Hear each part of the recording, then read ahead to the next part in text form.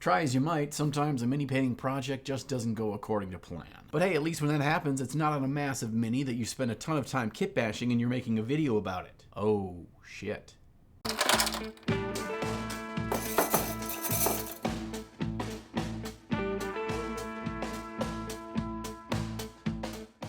Not long ago, I made a big kit-bashed monstrosity out of all the big Tyranid models in the Leviathan box. And at the end of that video, I asked if you wanted to see that monstrosity painted up in a follow-up video. Well, you commented in droves, so here we are. And I got to admit, not only was I ecstatic about your responses, but also about the thought of painting the model myself. And if there's one thing I've learned in miniature painting, is that if a project excites you, you should jump into it with both feet, because you never know when that enthusiasm may leave you or if you'll ever get it back. And going into the project, even though I was excited about it, I only had a few things figured out in what I was trying to achieve. First off, I only wanted to use an airbrush for priming and laying down the initial off-white color for the skin. Would this lack of an airbrush mean that this project would take much longer and be much more tedious? Undoubtedly, but I thought it would line up well with my next goal, which was to paint the model in a clean style, much like the Games Workshop box art. I thought this approach was pretty simple and straightforward, and it looks really nice on these new Tyranid sculpts, so I figured it would work out equally as well on this big sculpt.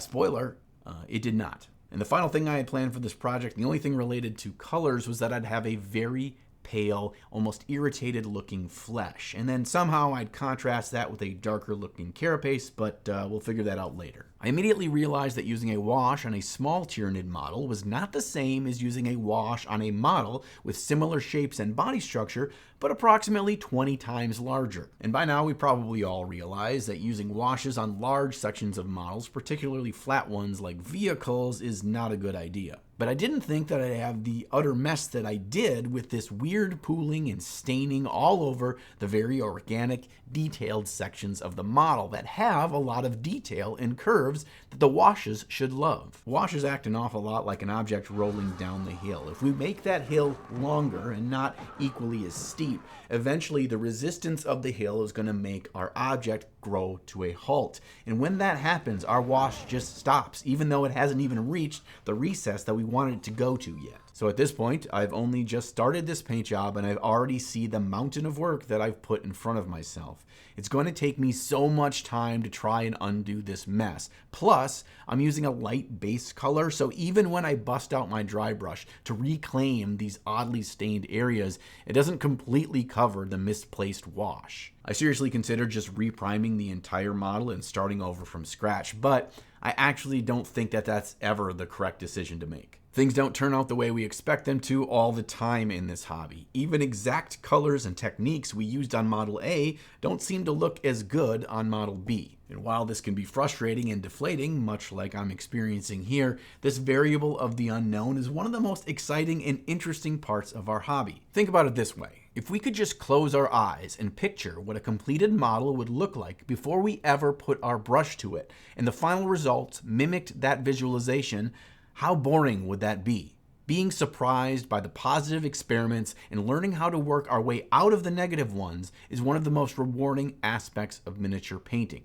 So, as discouraged as I was here, I knew that if I could learn how to make this shit sandwich look good, well then, maybe I'd want to eat it. Wait, that's a bad analogy. I don't ever want to eat a shit sandwich. I ended up spending a lot of time reestablishing the base colors with a brush, trying to smooth out those ugly washed sections, and then built up stronger highlights over all of the skin. If I were to repaint this model all over again, I would not use a wash at all on this skin. Instead, I would have mixed up a very thin glaze with a color similar to the wash that I used, and I would push that into all of the cracks and crevices to slowly build up all of the shadows that I was trying to establish. Sure, that approach does take a longer amount of time, but it would take a lot less time and it would look way better than trying to recover from all the mess that the wash gave me. Learning my lesson, I started to use some selective tinting to start bringing in some warmth and irritation to the skin.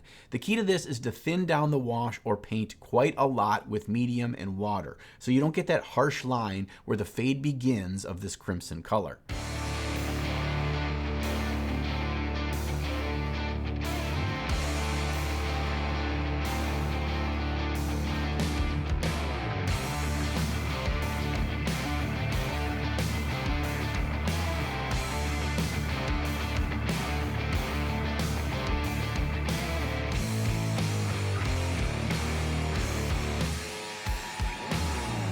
I'm also procrastinating here because I can't make a decision on what color to paint all of the carapace on this model, so instead I'll just futz around with some other reds and purples in this tinting step. I'm still reeling a little bit in the terrible decision I made earlier on in this project, so I've lost a bit of confidence in anything even as simple as just picking a color. But I do need to make that decision here because I don't want to completely finish the skin until I determine how it will look with the rest of the colors on the model.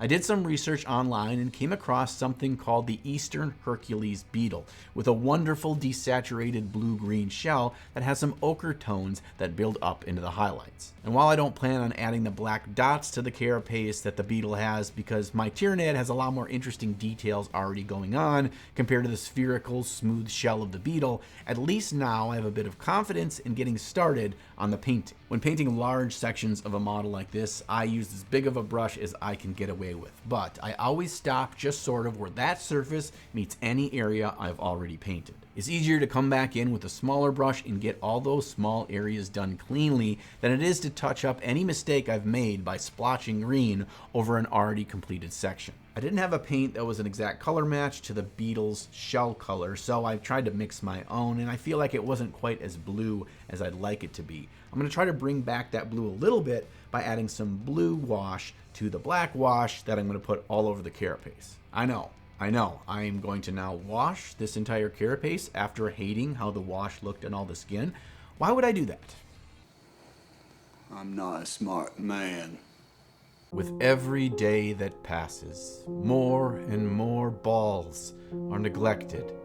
Balls that could bring so much joy to the world are tossed aside in some smelly bag instead of glistening in the glory that is their true potential. But fear not, we needn't fight the battle for our balls alone, for today's sponsor Manscaped has the perfect package for your package. Their 4th generation Lawnmower 4.0 electric trimmer features a cutting-edge ceramic blade designed to reduce grooming accidents. Although your balls might look like punching bags, please don't treat them like one. The Performance Package 4.0 also includes the Weed Whacker 2.0 nose and ear trimmer with a 7,000 RPM motor, an upgraded cutting performance, a battery life of 45-minute runtime, and is created with proprietary technology which helps reduce nicks, snags, and tugs on your most delicate of face holes. Also included are the Crop Preserver Ball Deodorant because no one's gonna love your nuts if they smell like an egg salad sandwich that's been sitting out in the sun all day. Also, by being a beloved Ninjon viewer, you get 2 free gifts, these anti-chafing boxer briefs, as well as this fancy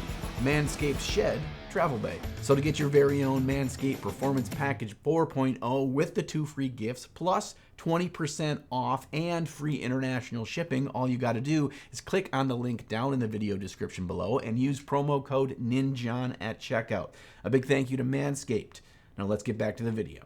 While we wait for that wash to fully dry, I'm going to move over to this massive 180mm round base. The day prior, I primed it with this color I'm just loving called Purple Heart by AK Interactive.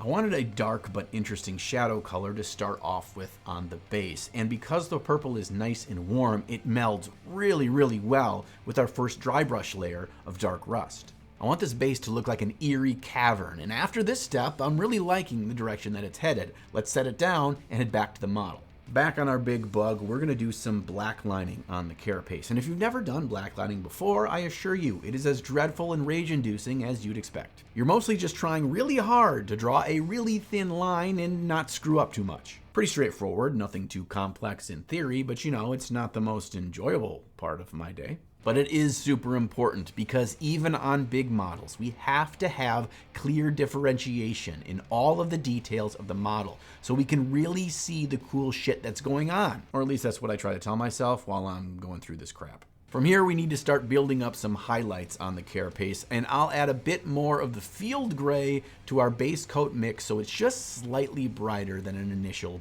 base coat. Because that wash dulled down our base coat, I don't want to go too bright too fast. I'll work in long, scratchy lines, always pulling the brush towards the edge of each section of the shell. This technique is used by the official GW paint schemes and many other painters, and it kind of makes sense. As the edges of the shell get the most wear and tear from the environment, they will have the brightest colors. Or maybe they're like toenails, so they just keep growing and the nastiest part of the toenail is always the part on the edge. I don't know, I don't really know Tyranid toenail carapace lore all that well, but that sounds pretty right. The next highlight will mix in some ochre and we repeat the same process, but just place this layer inside of our previous one so you can still see a good bit of that first layer showing. And this mix does look a bit more like baby puke than it does like the shell of our inspirational Eastern Hercules beetle poster, but I've now just given up on trying to replicate that shell one-to-one. Let's keep moving.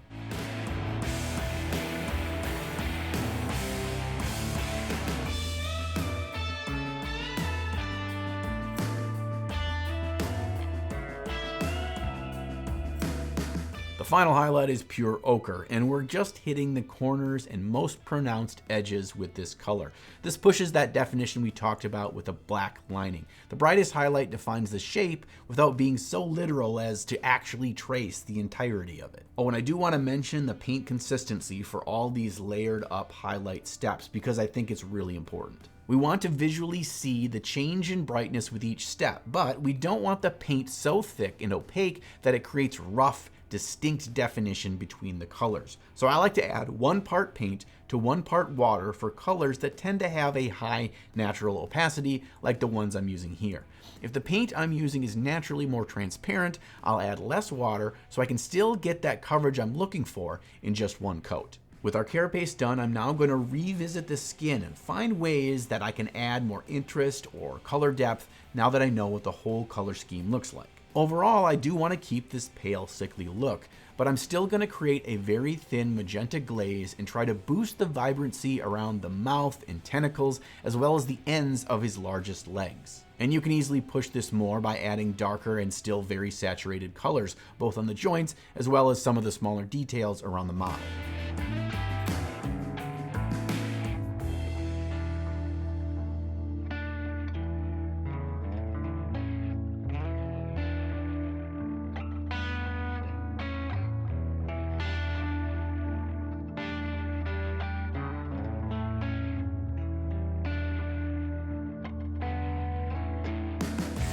Back to the base, and I want to continue this warm, almost sunset-inspired color scheme going by adding Averland Sunset for our highest highlights. There's a lot of interesting forms and features on this base, but I don't want it to distract from the model itself. It should be a fun accent that improves the entire piece rather than creates too much noise. After a few final touch-ups on the face, it's finally time to glue this monstrosity to its base, which is easier said than done when all of the connection points are only tiny little bits of legs. And lucky for us, Gorilla Super Glue Gel is always up to the job. We're in the final stretch here, but I want to share one easy trick that turned out pretty darn well and I'm proud of. And after all of the crap that I went through on this, I'm going to take any small victory I can get. We've got this smoke coming out of the bug's blowholes, I guess. After a dark gray base coat and a black dry brush, I take out my enamel liquid pigment fire red and I jam that into the most recessed areas. After it sets up for about 15 seconds, I come in with a Q-tip with just a touch of mineral spirits on it and buff the edges of that flaming hot red. Don't touch the center of the enamel that we placed. We want that to keep super vibrant and intact. But as we fade it around the edges, we're actually going to create a natural soft transition that works really cool for this smoke. AK Interactive makes a bunch of different colors of this enamel liquid pigment, and I think we've just kind of scratched the surface of what kind of cool effects we can get out of this stuff. Then we add a little blood effect to the dismembered Space Marine arm that our Hive Queen is helping cross the street, and our massive big bug is done. Every time I paint a big model, I'm reminded how they're a totally different experience. And while I'll catch myself in some sticky situations because things that work on small models don't always work on large ones, I do think it's pretty awesome that we can have a fun change of pace and paint something big for our armies, or just for the love of painting. I don't know about you, but in every single one of my Warhammer armies, I hold off to the very bitter end before I paint the big, flagship model. Maybe it's because they're so intimidating. Maybe it's because they're the most expensive models and I'm afraid of screwing it up. Or maybe I just don't want to commit how many hours I know it'll take to paint. But this project has taught me that I shouldn't do that, and neither should you. Whether it's a brand new model you just bought, one that's been in your closet for years, or something you've kit bashed yourself. Life is short. Paint the fun stuff. Thanks for hanging out today. Your interest in these more involved, larger projects really do inspire me to do more. I never thought I would own a massive bug that's housed on a dinner plate, but now I can't see how I ever lived without one. If I've earned your YouTube subscription, a big thank you. You allow me to keep doing this. If I haven't earned it yet, well, I'm going to keep working hard, so maybe one day you can't help but subscribe. If you support me on Patreon, you're a goddamn champion, and I can't thank you enough. It's because of you that I can spend the many hours it takes to make these videos. And if you aren't a patron, you can always click on the link down in the video description and check out all the cool stuff you get if you decide to join us over there. I'm gonna see you again back here next week with another video. And sometime between now and then, make sure you find time in your day to slay the gray.